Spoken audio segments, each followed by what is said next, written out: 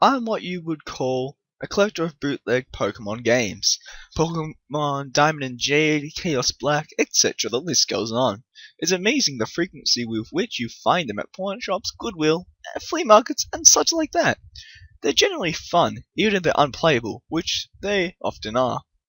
The mistranslation and poor quality make them unintentionally humorous. I've been able to find most of the ones that I've played online, but there's one that I haven't seen any mention of.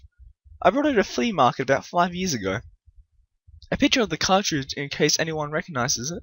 Unfortunately, when I moved 2 years ago, I lost the game, so I can't provide you with any screen caps. Sorry. The game started with the familiar Nidoran and Gengar intro of Red and Blue version. However, the press start screen had been altered. Red was there, but the Pokemon did not cycle through. It also said Black version on the Pokemon logo. Upon seeing new game, the game started in Professor Oak's speech, and it quickly became evident that the game was essentially Pokemon Red version. After selecting the starter, if you looked at your Pokemon, you had an additional to the Bulbasaur, Charmander, or Squirtle. You picked another Pokemon, Ghost. The Pokemon was level 1. It had the sprite of a ghost that was encountered in Lavender Town before obtaining the Silph Scope. It had a 1 attack, Curse. I know that there is a real move named Curse, but the attack didn't exist in Generation 1, so it appeared it was hacked. Defending Pokemon were unable to attack Ghost. It would only say that the Pokemon were too scared to move. When the move Curse was used in battle, the screen would cut to black, the cry of the defending Pokemon would be heard, but it was distorted, played at a much lower pitch than normal. The battle screen would then reappear, and the defending Pokemon would be gone. If used in a battle against a trainer, when the Pokeballs representing their Pokemon would appear in the corner, they would have 1 fewer Pokeball. The implication that the Pokemon was dead. What's even stranger is that after defeating a trainer and seeing Red receive $200 for winning, the battle commands would appear again. If you select Run, the battle would end as normal. Would you also select Curse? If you did, upon returning to the overworld, the trainer's sprite would be gone. After leaving and re-entering the area, the spot where the trainer had been would be replaced with a tombstone like the ones at Lavender Town. The move Curse is not unusable in all instances. It would fail against Ghost Pokemon. It would also fail if it was used against trainers that you would have to face again, such as your rival or Giovanni. It was usable in your final battle against them, however. I figured this was a gimmick of the game, allowing you to previously uncapturable Ghost. And because Curse was made the game so easy, I essentially used it throughout the whole adventure. The game changed quite a bit after defeating the Elite Four after viewing the Hall of Fame, which consists of Ghost and a couple of Pokemon I used for HMs. The screen cut to black. The box appeared with the words "Many years later." It then cut to Lavender Town. An old man was standing, looking at a tombstone, and then you realize this old man is you. Oh God! The man moved at only half the normal walking speed. You no longer had any Pokemon with you, not even Ghost, who up to this point had been impossible to remove from your party through depositing it through the PC. The overworld was entirely empty. There were no people at all. There were still tombstones of the trainers that you was cursed on.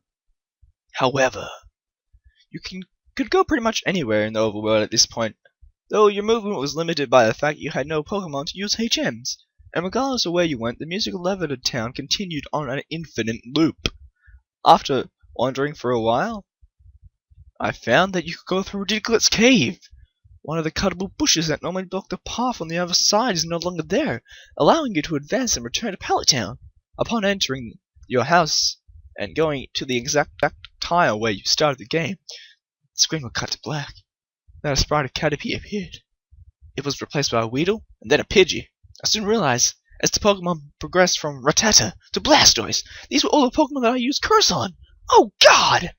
After the end of my rival's team, a youngster appeared, and then a bowcatcher, and then there were trainers I had cursed. God!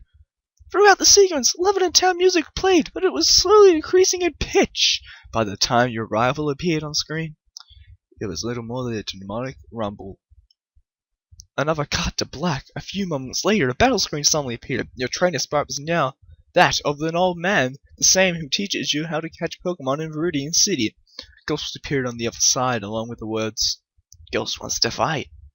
You couldn't use items. You had no Pokemon. If you tried to run, you couldn't escape. The only option was fight. Using fight would immediately cause you to struggle, which didn't affect Ghost, but did chip off a bit of your own HP. When it was Ghost's turn to attack, it would simply say ... Eventually your HP reached a critical point. Ghost would finally use Curse. The screen would cut to black a final time. Regardless of the buttons you pressed, you were immediately stuck in this black game screen. At this point, the only thing you could do was turn off the Game Boy when you wanted to play again. New game was the only option. It erased all the file. I played through this hack game many times. And every time the game ended with the sequence several times, I didn't use Ghost at all. Although he was impossible to remove from the party in these cases. It did not show any Pokemon or trainers, and simply cut to the climatic battle with Ghost.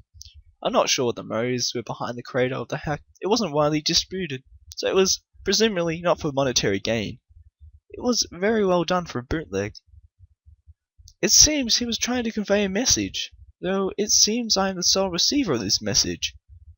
I'm not entirely sure what it was. The inevitability of death? The pointlessness of it? Perhaps he was simply trying to inject death and darkness into a child's game. Regardless, this children's game has made me think. And it has also made me cry.